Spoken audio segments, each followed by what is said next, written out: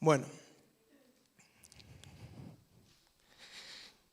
quiero que el pastor manda saludos, está en Cipolletti, creo que vuelve a mediados de semana, si no me equivoco, creemos. Ya con la cara de Lore no me animo a, a confirmar nada. Así que él está también cumpliendo allá, está llevando adelante el ministerio, tiene compromisos para compartir la palabra a un grupo de pastores, así que estamos también orando por nuestro pastor, amén. Bien, quiero preguntarte en esta mañana, ¿qué es lo que has venido a buscar en Dios? ¿Qué es lo que viniste a buscar en Dios? ¿Qué viniste a buscar en la iglesia en esta mañana? No es para que me lo respondas, quiero que te hagas esta pregunta. ¿Qué es lo que has venido a buscar en la iglesia esta mañana? ¿Qué es lo que has venido a buscar de Dios en esta mañana? Muchas veces nos acercamos a Dios con propósitos definidos, propósitos que muchas veces nacen en nuestro corazón y no en el corazón de Dios. Y lo que el Espíritu me traía esta pregunta esta mañana, y es que también para que reflexiones, no para que me respondas, sino que puedas pensar por un momento qué es lo que has decidido traerle a Dios en esta mañana. ¿Qué has decidido traerle? ¿Qué has venido a traerle a Dios en esta mañana?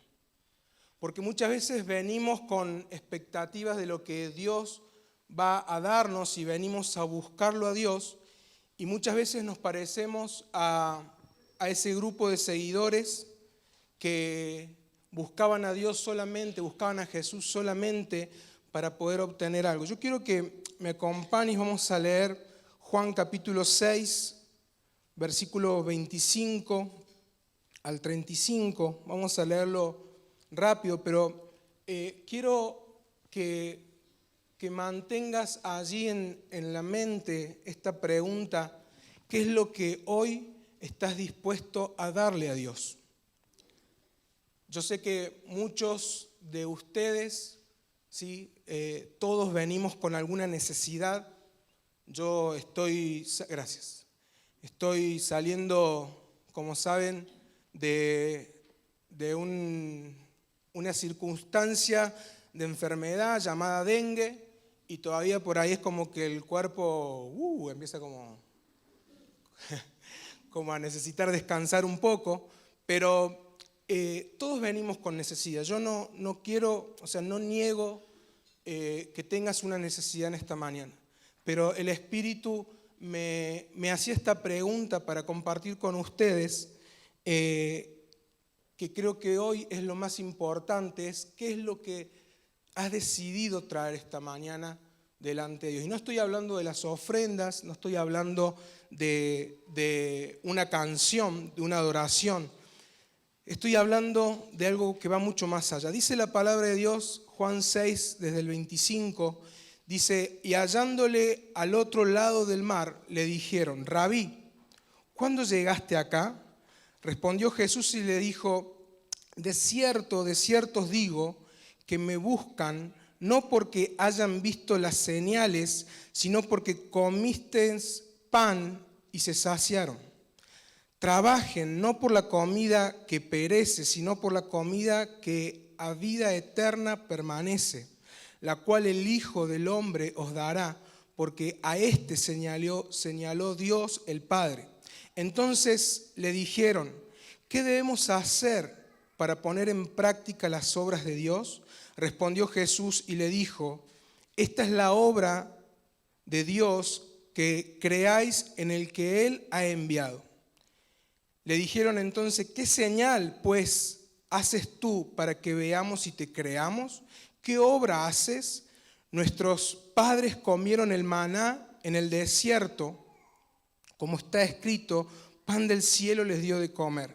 Y Jesús les dijo, de cierto os digo, no se los dio de comer Moisés a ese pan del cielo, mas mi Padre les da el verdadero pan del cielo, porque el pan de Dios es aquel que descendió del cielo y da vida al mundo. Le dijeron, Señor, danos siempre este pan. Jesús le dijo, yo soy el pan de vida. El que a mí viene nunca tendrá hambre, y el que en mí cree no tendrá sed jamás. Padre, Señor, esta es tu palabra en esta mañana. Queremos ser ministrados, Señor, por tu palabra. Espíritu de Dios, así como desde el principio te ha estado moviendo en medio nuestro, Señor, queremos ir ahora más profundo en lo que hay en el corazón del Padre.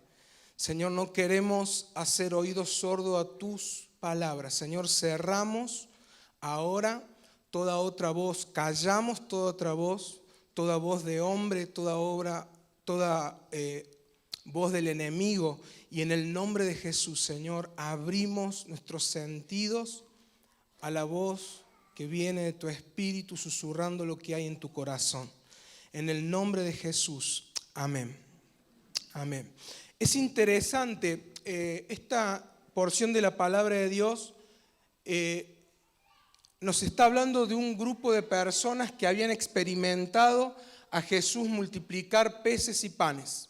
¿Sí? Empieza el capítulo 6 hablando de la multiplicación y dice que Jesús envía a sus discípulos, luego Él camina sobre las aguas y va hacia el otro lado del mar y allí lo encuentra esta multitud y la multitud le cuestiona a Jesús, Jesús, ¿en qué momento viniste acá? Y Jesús directamente le sale con los tapones de punta a este grupo de personas y le dice, ustedes no me buscan porque entendieron las señales, ustedes me buscan porque comieron y se saciaron, ustedes no están buscando lo verdadero, lo eterno, ustedes están buscando lo temporal, aquello que perece, aquello que hoy es y mañana deja de ser. Jesús en ningún momento lleva la atención de las personas hacia los milagros.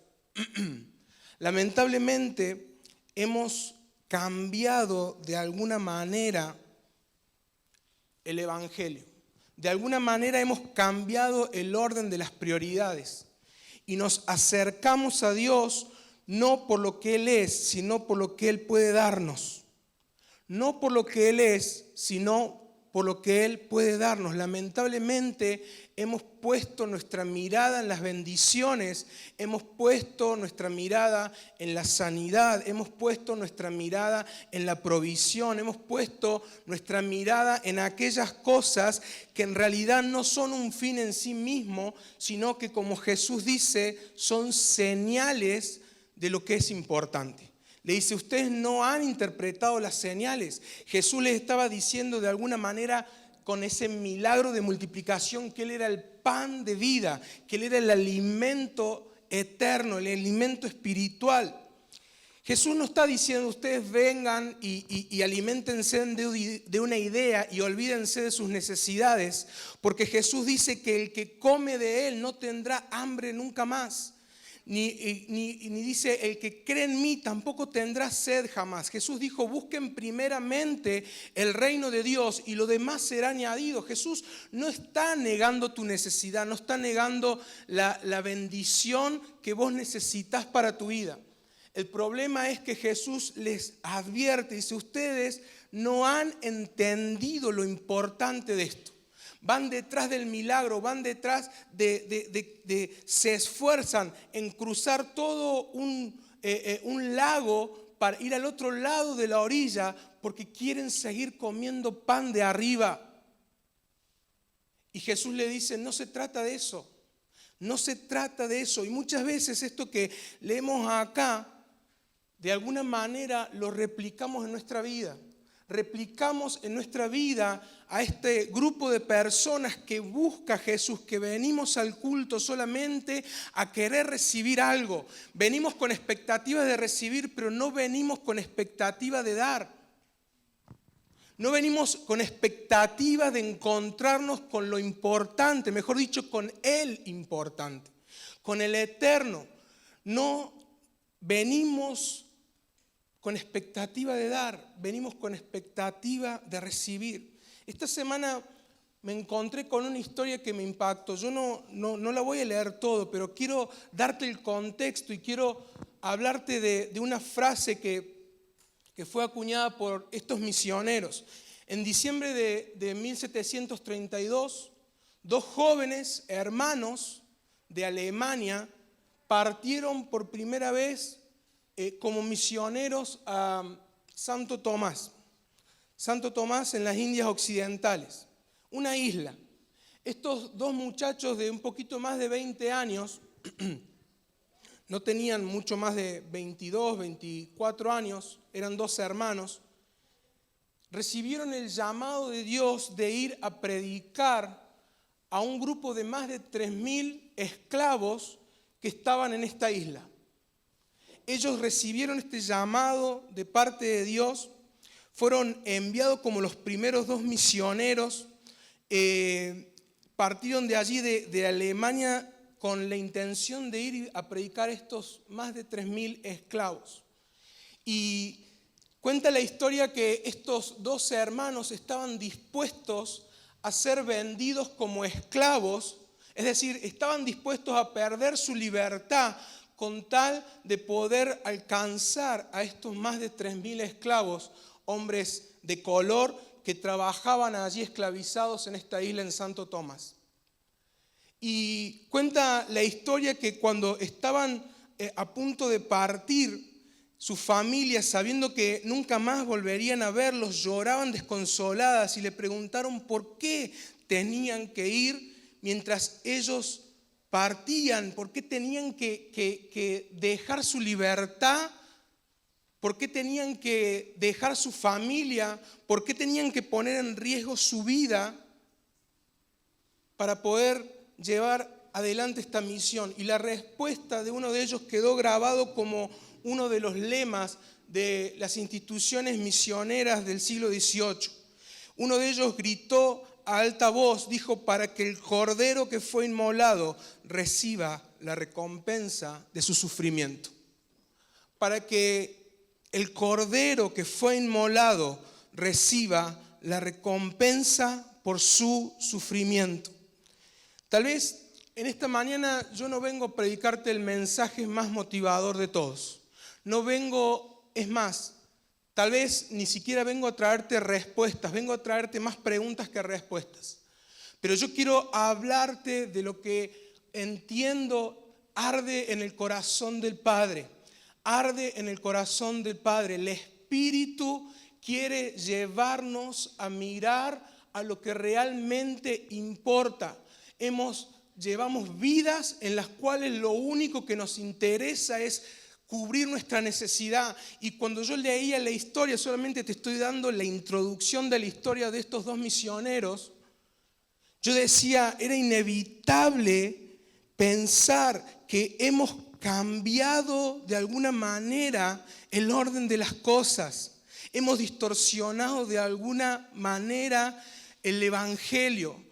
Nos acercamos a Dios con el fin de llenar nuestra necesidad, en vez de, como estos dos jóvenes, decir, estamos dispuestos a todo con tal de que sea Él el que reciba la recompensa por su sacrificio.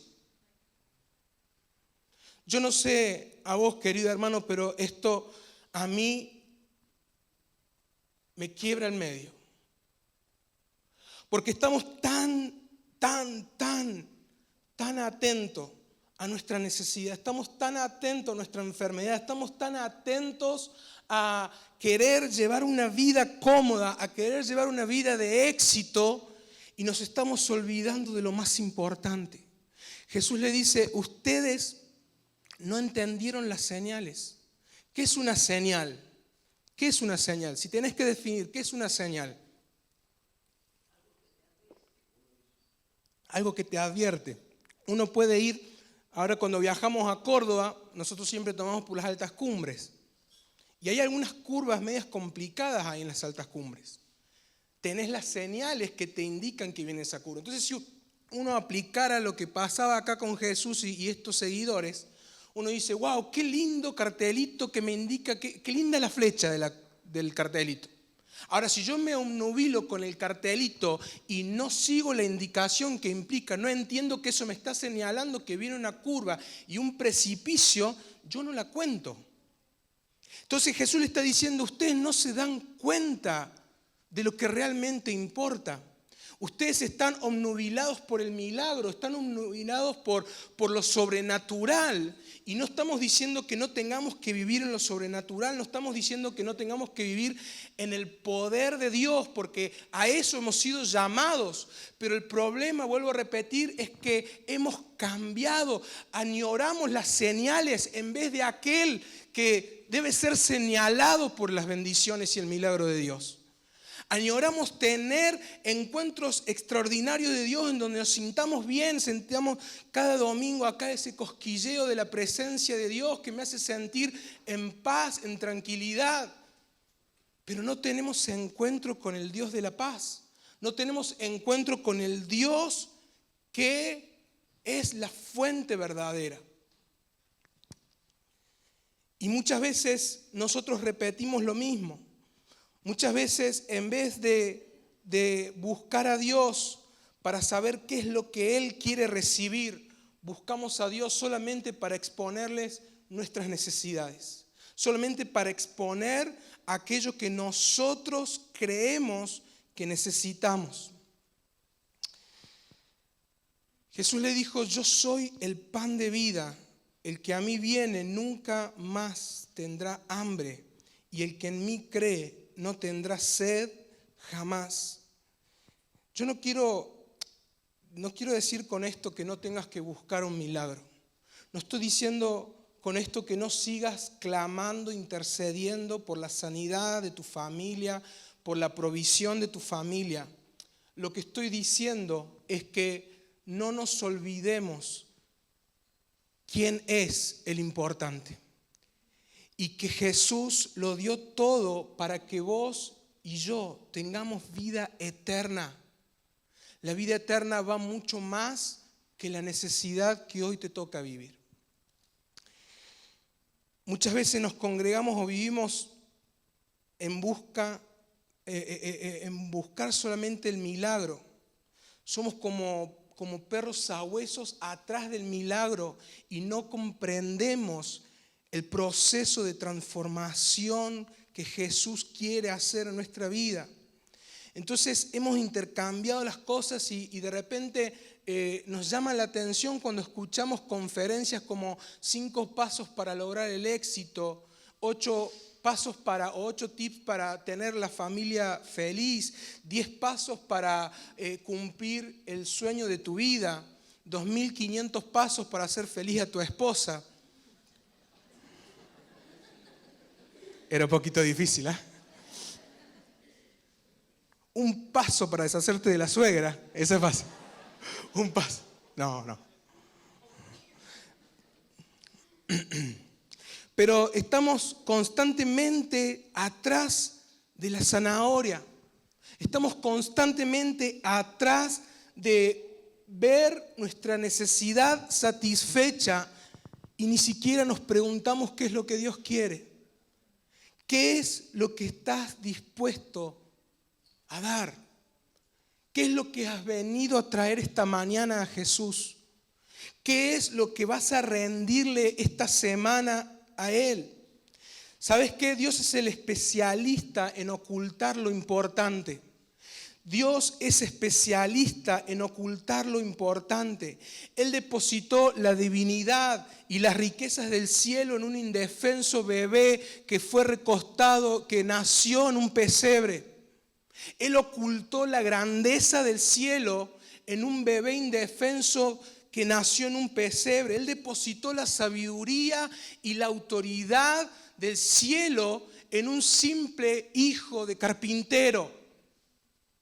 De tal manera que algunos lo escuchaban a Jesús y decían, wow, pero este no es el hijo del carpintero. ¿No lo veíamos jugar entre nosotros cuando era simplemente un niño? Dios es especialista en ocultar lo importante a los ojos de aquellos que no están dispuestos a ir más profundo. Dios ocultó, Dios depositó la vida y la resurrección en la muerte más humillante y dolorosa, la muerte de la cruz. ¿Por qué? Porque Jesús oculta las cosas importantes a los ojos de aquellos que no están dispuestos a ir más profundo. Por eso Jesús le dice: ustedes no han entendido las señales. Ustedes se comieron el pan, pero no se dieron cuenta que el pan no era lo importante. Lo importante es el Hijo de Dios. Pablo dice, quiero que me acompañes en 2 Corintios capítulo 4, versículo 7 al 10, vamos a leer por ahora. Dice Pablo allí: pero tenemos este tesoro en vasos de barro, para que la excelencia del poder sea de Dios y no de nosotros, que estamos atribulados en todo, mas no angustiados, en apuros, mas no desesperados, perseguidos, mas no desamparados, derribados, pero no destruidos, llevando en el cuerpo siempre, por todas partes, la muerte de Jesús, para que también la vida de Jesús se manifieste en nuestros cuerpos. Pablo está hablando del poder del Evangelio. Cuando dice este tesoro, está hablando del poder del Evangelio. No estamos hablando en esta mañana un evangelio de derrota. Estamos creyendo y creemos en un evangelio de poder que transforma, que sana, que libera. Es lo que predicamos, es lo que practicamos y es lo que vivimos como iglesia. El problema es cuando hemos cambiado el orden de las cosas. Pablo está diciendo: este gran tesoro, el evangelio, está en vasos de barro. Otra vez vemos cómo Dios decide muchas veces ocultar lo importante detrás de algo que parece insignificante.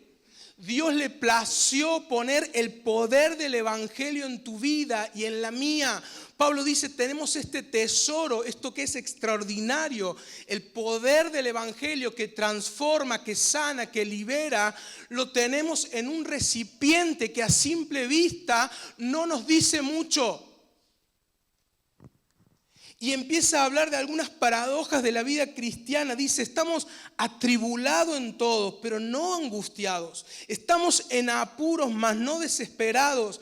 Perseguidos, mas no desamparados. Derribados, pero no destruidos. Y el versículo 10 es extraordinario, porque dice: llevando en el cuerpo. Pablo lo está diciendo literalmente: llevando en el cuerpo por todas partes la muerte de Jesús.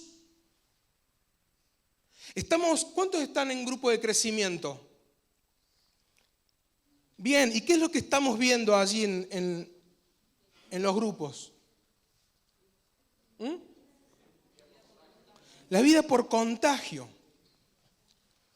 Pablo está diciendo: yo me he contagiado de los padecimientos de Jesús.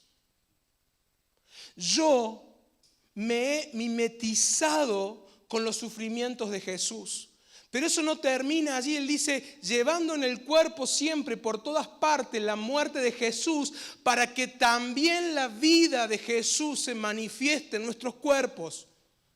La vida por contagio, esto de estar cerca para contemplarlo. En el capítulo anterior, Pablo termina diciendo, versículo 18 del capítulo 3, dice que nosotros nos transformamos en lo que contemplamos. Dice que al ver la gloria de Dios somos transformados, al ver a Dios.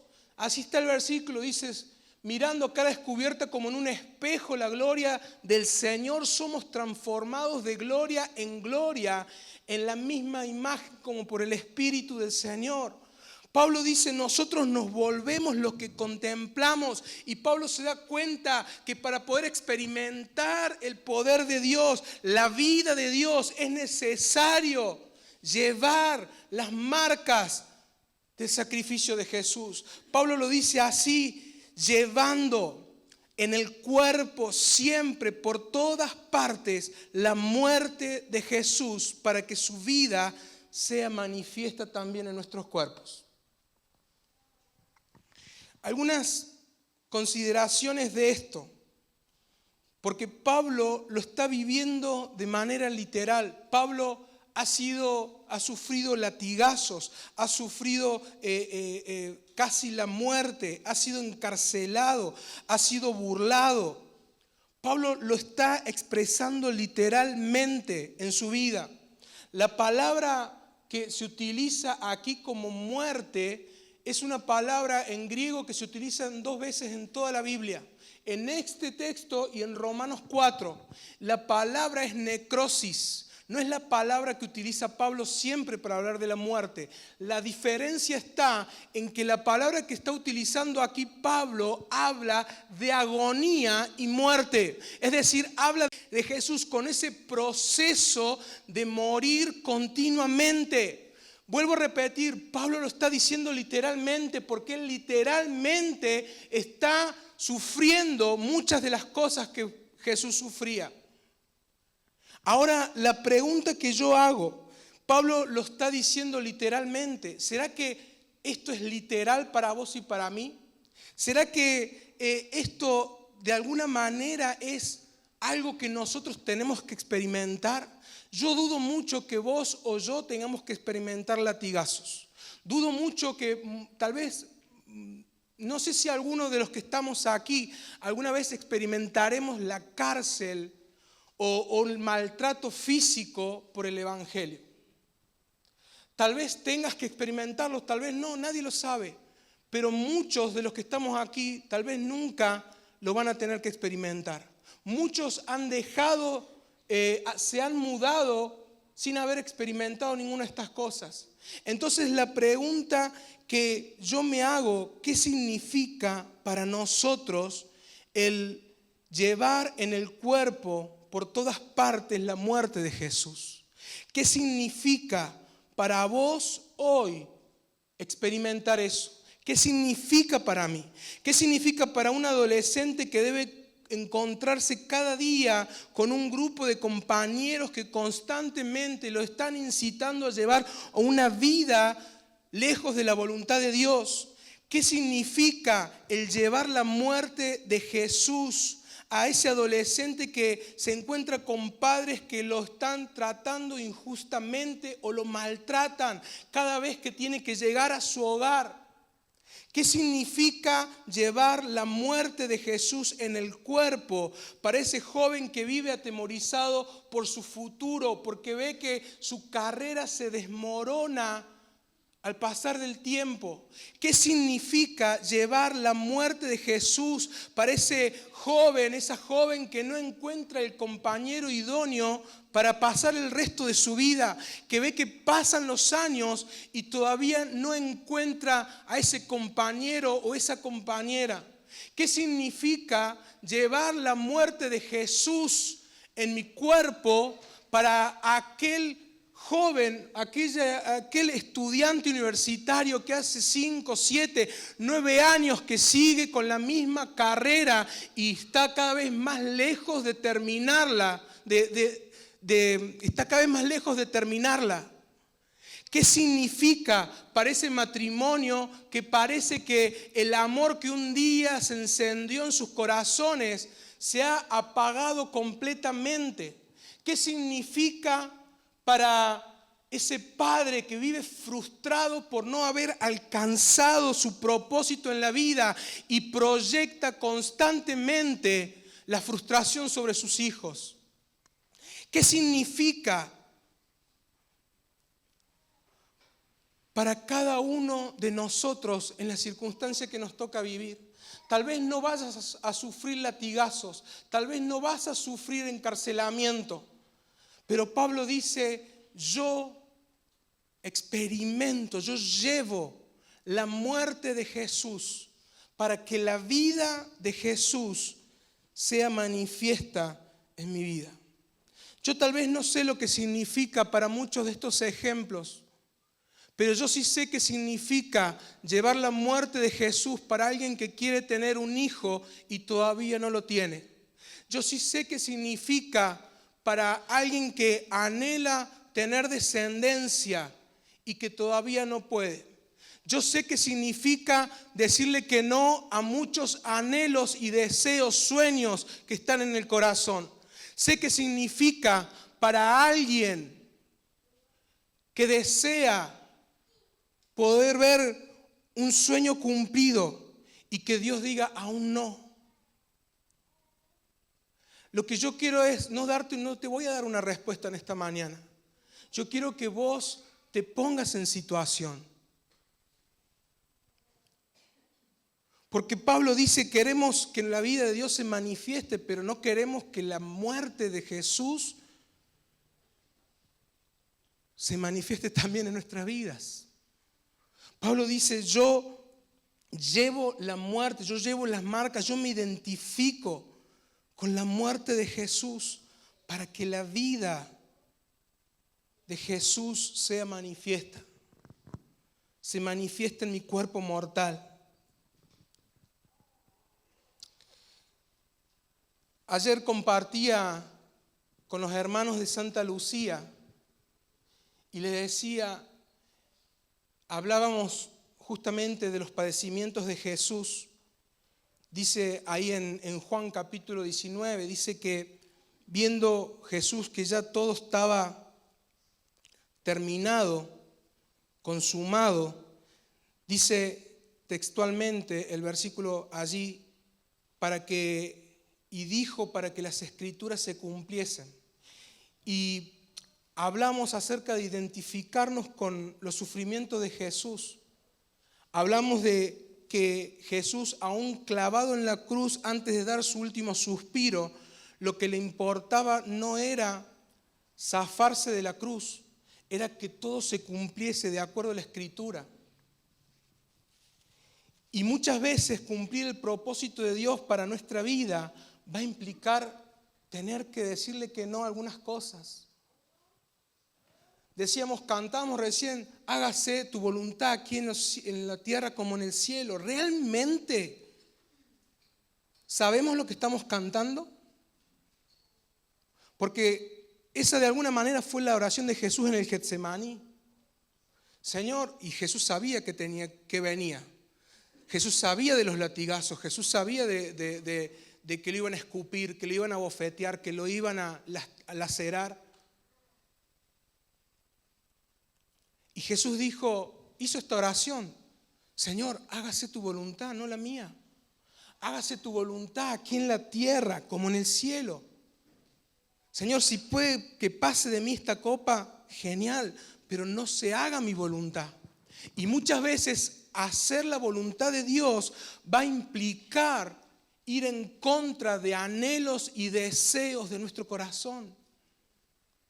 Muchas veces vamos a encontrarnos como Pablo, Señor, quita el aguijón de la carne.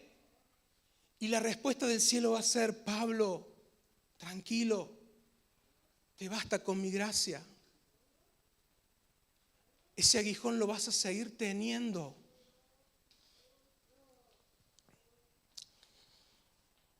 ¿Qué es lo que Dios hoy está reclamando de tu vida? Porque tal vez sabes muy bien lo que necesitas. Y tal vez viniste con una gran expectativa de que Dios hiciera algo a favor de tu vida. Y yo soy un convencido de que Dios suple la expectativa de fe. Dios suple expectativa de fe. No vas a salir de este lugar como volviste si has creído en que Dios puede hacer algo en tu vida. Pero lo que yo quiero preguntarte es, ¿qué trajiste a Dios esta mañana? ¿Qué estás dispuesto a darle a nuestro Dios? ¿Qué estás dispuesto a ofrendar? ¿Qué es lo que Dios te está pidiendo? Sabemos que nos duele el pie, sabemos que nos duele la cabeza, sabemos el diagnóstico de nuestra enfermedad, sabemos que no tenemos tal vez para llegar hasta fin de mes, pero tal vez no sabemos lo que Dios está pidiéndonos. ¿Qué es lo que Él está queriendo obtener de nosotros? Pablo termina este gran capítulo diciendo, versículo 16 de 2 Corintios 4, por tanto no desmayamos. Antes, aunque nuestro hombre exterior se va desgastando, el interior no obstante se renueva de día en día. Fíjense, ya Pablo está hablando de una diferencia que va a terminar de rematar en el versículo siguiente y en el 18. Dice, porque esta leve tribulación momentánea produce en nosotros un cada vez más excelente y eterno peso de gloria, no mirando nosotros las cosas que se ven, sino las cosas que no se ven, pues las cosas que se ven son temporales, pero las que no se ven son eternas. Pablo le dice a los corintios, le dice, hermanos, el sufrimiento externo, el sufrimiento del cuerpo, la muerte, la negación a esos deseos por llegar a experimentar la vida de Jesús, esta leve tribulación, no está diciendo, no quiero decirte una cosa por otra. Pablo no está hablando de 2 años, de 3 años. Pablo está hablando de una vida. Esta leve tribulación no está hablando de meses o años. Él a esta leve tribulación le llama vida, porque él no está mirando, y esta es la clave, hermanos, para que nosotros podamos comprender las circunstancias que nos tocan vivir. Pablo lo llama leve, aunque está hablando de toda una vida, porque está parado desde lo eterno. Cuando nosotros comprendemos la eternidad, entonces aún nuestros 60, 70, 80, 90 años sobre la tierra es leve. Y todo sufrimiento que tengamos que experimentar a lo largo de nuestra vida acá en la tierra es una leve tribulación en comparación de la eternidad. Cuando nosotros nos paramos desde el ámbito de la eternidad y vemos nuestra circunstancia, nuestro problema, vemos que es algo temporal, que es algo que realmente no puede cambiar nuestra eternidad. Entonces nosotros comprendemos que no importa la dificultad que nos toque atravesar, siempre va a ser menor que lo que Dios está preparando. Dice que esta leve tribulación momentánea provoca en nosotros un mayor peso de gloria. ¿Por qué? Porque Dios quiere llevarte a otro nivel de gloria. Dios quiere llevarte a otro nivel de fe. Dios quiere llevarte a otro nivel de autoridad. Pero y sé que no es la mejor expresión, la fórmula, permítanme decirlo de esta manera, la fórmula es experimentar la muerte de Jesús para poder experimentar la manifestación de su vida en mi cuerpo. Si yo me identifico con Él en sus sufrimientos, yo no sé lo que significa hoy, tendríamos que ir uno por uno preguntando qué estás viviendo y decir, y esto significa tal vez hoy llevar la marca de la muerte de Jesús en tu vida. Yo sí sé lo que significa para mí hoy experimentar la muerte de Jesús. Por eso Pablo termina diciendo, no mirando nosotros las cosas que se ven, sino las cosas que no se ven. Porque lo que se ve es temporal, pero lo que no se ve es eterno. El capítulo 3 termina diciendo que nosotros somos transformados en lo que contemplamos. Pablo dice, hay que poner la atención en las cosas que no se ven. Pablo está afirmando en este versículo que las cosas que no se ven también pueden ser contempladas. Y que contemplar lo eterno, completar lo que es invisible a nuestros sentidos, a nuestro tacto, a nuestros ojos físicos, nos permite atravesar la circunstancia que nos toca vivir.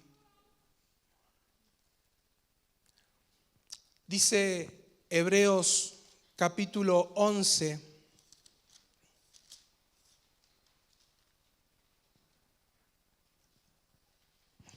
versículo 24, y ya vamos terminando. Dice, por la fe Moisés, hecho ya grande, rehusó llamarse hijo de la hija de Faraón, escogiendo antes ser maltratado con el pueblo de Dios que gozar los deleites temporales del pecado, teniendo por mayores riquezas el vituperio de Cristo que los tesoros de los egipcios, porque tenía puesta la mirada en el galardón. Versículo 27, por la fe Moisés dejó Egipto no temiendo la ira del rey, porque se sostuvo como viendo al invisible. ¿Te das cuenta que se puede ver lo que es invisible? Pablo dice, no pongan la mirada en lo que se ve, porque lo que se ve es temporal. Jesús le dice, ustedes me buscan porque quieren llenar su vientre, pero no me buscan por lo que realmente importa. Yo soy el pan de vida, le dice Jesús. Ustedes tienen que comprender las señales. Ustedes tienen que comprender lo que realmente importa. Entonces, cuando nosotros tenemos la capacidad de ver al invisible, de ver a Dios, de poner nuestra mirada en lo eterno por sobre lo temporal, nosotros vamos a atravesar cualquier circunstancia que nos toque vivir.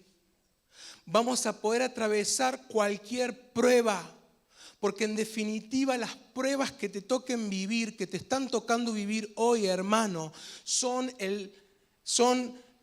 la idea de Dios para llevarte a otro nivel de fe. Pedro le dice en la primera carta a sus lectores, le dice que la fe es probada como el oro por el fuego.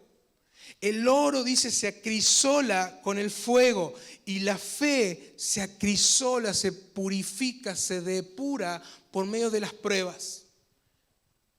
Pero si nosotros no tenemos la capacidad de poner nuestra mirada en lo eterno y estamos tan ocupados por llenar nuestra panza de pan, entonces nos vamos a perder lo importante. Tenemos conflicto con las pruebas porque está nuestra mirada puesta en el problema en vez de lo que realmente tienen que estar puestos nuestros ojos. Tenemos problemas y crujimos ante las crisis porque nuestra fe no está puesta en Dios, no está puesta en el invisible, no está puesta en el eterno. Nuestra fe, o nuestra mirada, mejor dicho, está puesta en el problema. Le hablaba ayer a los hermanos de Santa Lucía que tuve la posibilidad una vez de ver a un orfebre trabajar, purificar el oro. Y primero él mostró un pedazo de oro todo deforme, que yo decía, wow, qué lindo, tengo oro en mi mano. Él lo puso en un recipiente e instantáneamente le aplicó fuego. Y el fuego, lo primero que hace el fuego con el oro en bruto, que en realidad cuando uno lo ve no parece que fuese oro en bruto, es uno empieza a escuchar crujidos. Empieza a escuchar crujidos. Y el especialista dice, eso no es el oro, sino que son las impurezas que tiene el oro. Esa es la tierra que está mezclada con el oro. Y cuando yo veía esto, el Espíritu me decía, las personas que más reniegan en las crisis son las personas que llevan adelante las crisis por medio de sus capacidades. Hay más carne que fe. Las personas que reaccionan a la crisis de manera negativa son personas que están llenas de carne y no de fe. Porque cuando el fuego viene sobre el oro, lo que cruje no es el oro, lo que cruje es la tierra que está mezclada con el oro. Nuestra carne es lo que cruje, no es nuestra fe. Y lo segundo que pasa es que eso que parecía de una sola pieza, de repente se empieza a separar. Y de repente uno ve un líquido amarillento, dorado, y en la superficie empiezan a aparecer otra sustancia negra, que son las impurezas. Y uno dice, wow, pero esto no era oro solamente. No, no era oro solamente. No era oro puro. Entonces la circunstancia, no solamente nosotros reaccionamos a la circunstancia de acuerdo a lo que nosotros tenemos, sino que la circunstancia saca a la superficie lo que verdaderamente hay. Eso que parecía una pieza de oro, de repente ya no era oro solo, sino que en la superficie empezaban a aparecer unas manchas negras, que eran las impurezas. Y Dios nos mete muchas veces en estas pruebas y circunstancias porque Él busca promover tu fe, Él busca promover tu vida a otro nivel de autoridad. El problema es en dónde está puesta tu mirada. Solamente venís a Jesús para, Señor, quiero que llenes mi vientre. Señor, quiero que sanes mi enfermedad. Señor, quiero que me des ese trabajo que ando necesitando.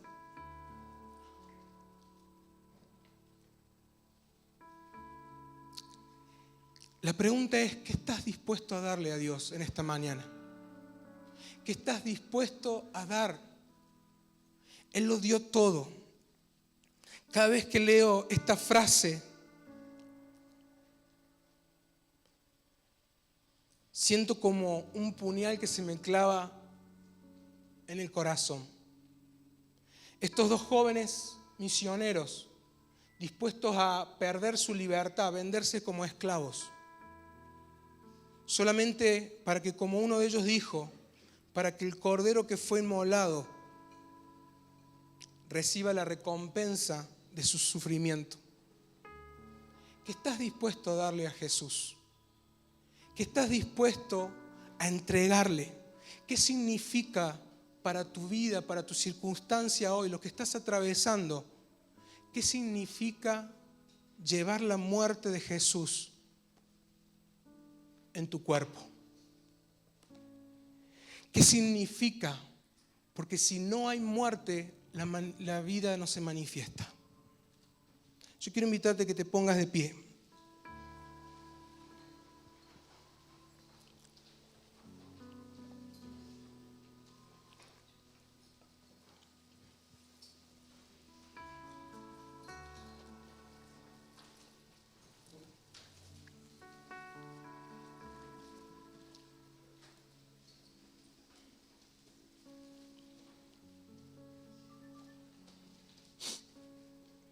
¿Qué es lo que hoy Dios te está pidiendo? Y tal vez, si no sabes qué es lo que hoy Dios te está pidiendo, lo primero que tengamos que hacer es observar qué estamos viviendo. Porque la circunstancia que Dios permite es lo que Él está usando para purificar tu fe. Cuando el fuego se le aplica al oro es para poder sacar lo que no es oro. Dios hoy te está pidiendo algo. Dios hoy me está pidiendo algo. Dios nos está pidiendo algo.